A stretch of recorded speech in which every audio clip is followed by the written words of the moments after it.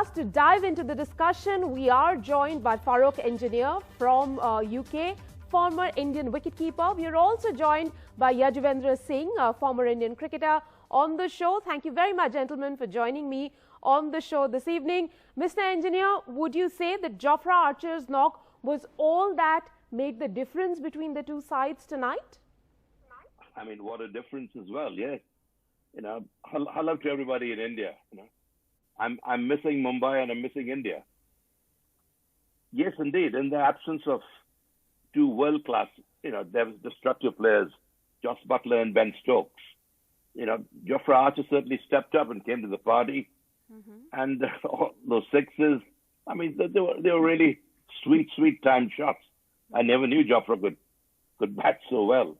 But of course, I was very impressed with Sanju Samson, the smart stumping, the brilliant catch that he took. And of course, Steve Smith is a professional, as we all know. I mean, these two really built the foundation of the innings. But Jofra Archer certainly gave it the finishing touch. You can't call it just a cameo, because there were some serious sixes on the roof of Sharjah. Good batting. Very entertaining cricket. And it did really take us back to those days of Desert Storm, though it has been a long time since then, 1998. Mr. Singh, coming to you now that Dhoni has retired from international cricket, he's not going to play for India anymore. Do you see then someone like Sanju Samson should be auditioned for the spot, or this is his audition?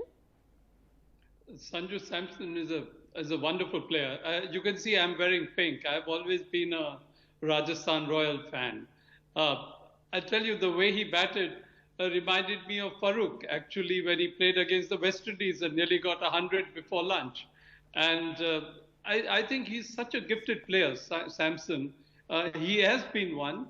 Unfortunately, whenever he's got a chance to play international cricket, somehow or the other, he's not got so many matches to play.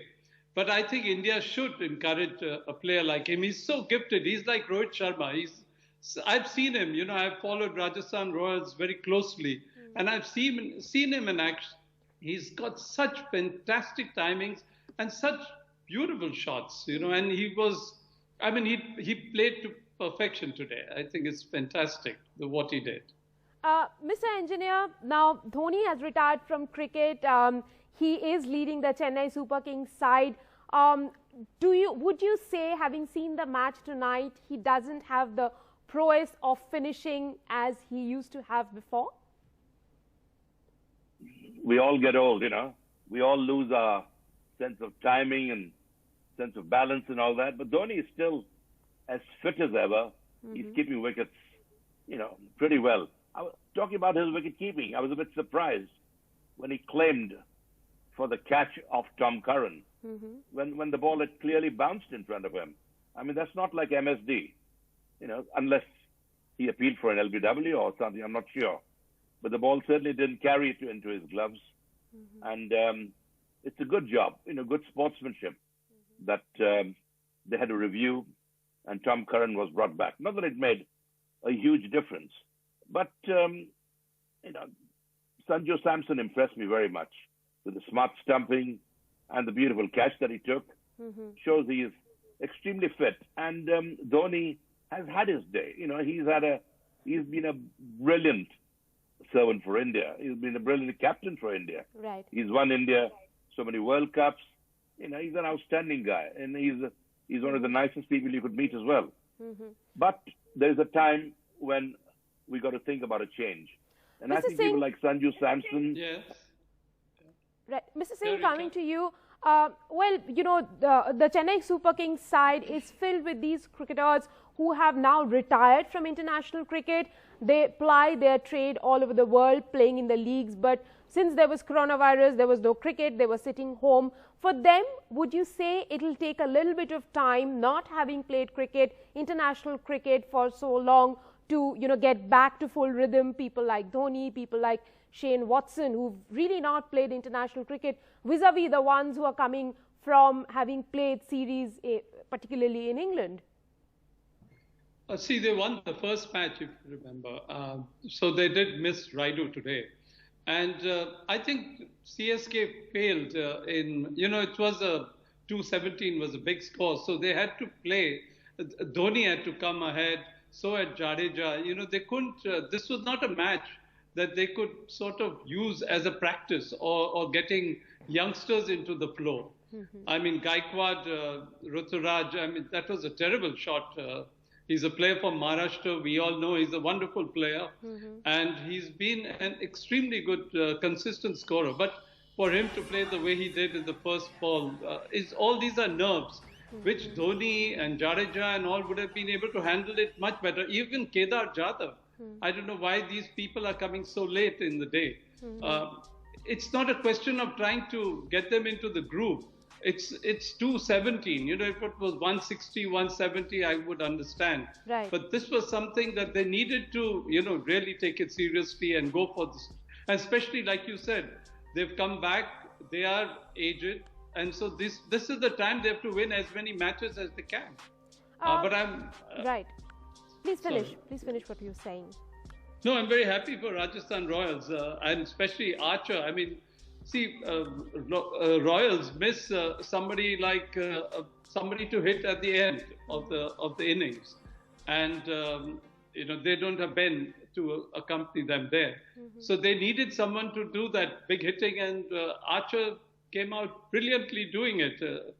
It was a wonderful. I think that was the sort of the thing that took the match away from CSK. Mr. Engineer, Dhoni coming in at number 7, was that a questionable decision? And do you think that is something that CSK should revisit the next time around? I would agree with you. Certainly, Reena. That's a very good question. Dhoni, for some strange reason, always, I don't know whether he surely doesn't lack confidence. He must be brimming with confidence. I think he should come. I was expecting him to come, 1 down or 2 down today, because he's the one. Although he doesn't, hit sixes straight away, at least he's there to guide the people at the other end. And I think him at the crease is far more important than him back in the dressing room. So he should have been up, yes, earlier, much earlier, in fact. And again, okay, he had 3 sixes in the last over. I wish he had those 3 sixes in the first or second over that he came. Then they would have been much nearer the target. But anyway, it was a target that it was very entertaining cricket. I mean, to get 217 of 120 balls is no mean feat. It's never been done before in IPL. But it was a very interesting game. Faf du Plessis played brilliantly.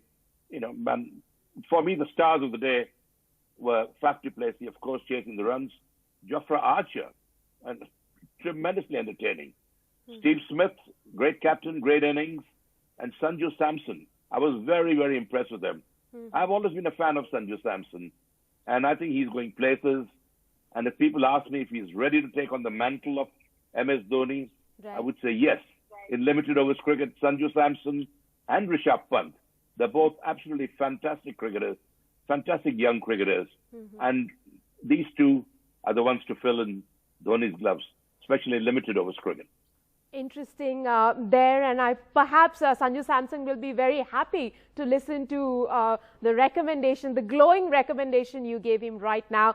Mr. Singh, one final question before we wrap up the discussion. When in 2018, CSK came back from the ban and won the tournament, they were termed as the dad's army, but the fittest cricketers in IPL. But looking at the match today, would you say that IPL is increasingly becoming the young men's tournament? Because the average age of the Rajasthan Royals team is now 26, and most of them are inexperienced. Yeah, it is a young man's game, but experience is very important, as we saw in the first match that CSK played. So I don't think age, again, like I said earlier as well, that age is not the criteria. It's how fit you are. Dhoni is extremely fit. You can see that. I mean, you watch him, he's a Jadeja, or they are all a Kedar Jadhav. They're all very fit people. I mean, so as long as they remain fit, I don't think age is the criteria in this case. Look at Federer. He's still playing. So, I mean, I don't think that is the benchmark at all. It's how how fit and experience makes a lot of difference. Remember, that is also a part. They came 16 runs or 17 runs short of this target, which is a fantastic feat itself. Gentlemen, do stay on with us. We have a little more to discuss with you. Now, here's a tweet that BCCI Secretary Jay Shah put out. He said that the opening match of Dream 11 IPL set a new record. As per BOC, an unprecedented number of 20 crore people tuned on to watch the match, and that's the highest ever opening day viewership for any sporting league in any country. No league has ever opened as big as this.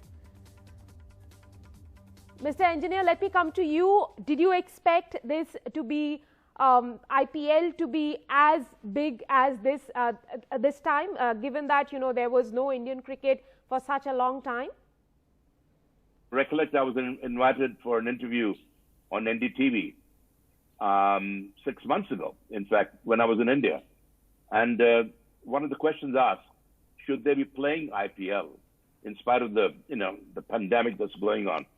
And I said, yes. I mean, they're playing, they're hoping to play in the Middle East, in UAE. I mean, they couldn't have picked a better place for that.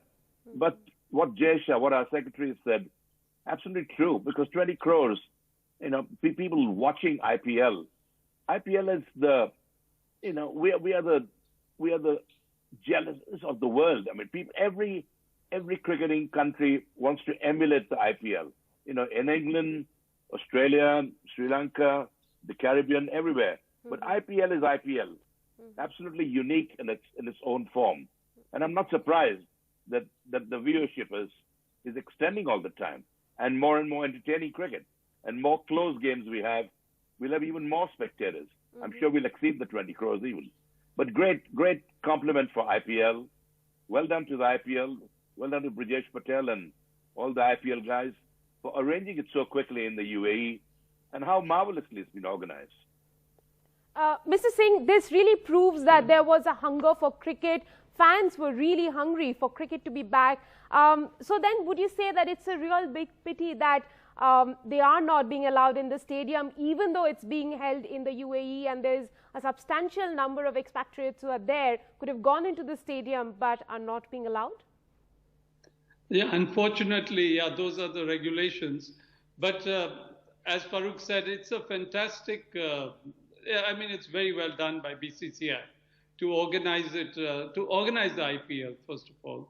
And more than anything else, one has to be so grateful for giving us this entertainment. We've all been marooned in our flats, in our houses.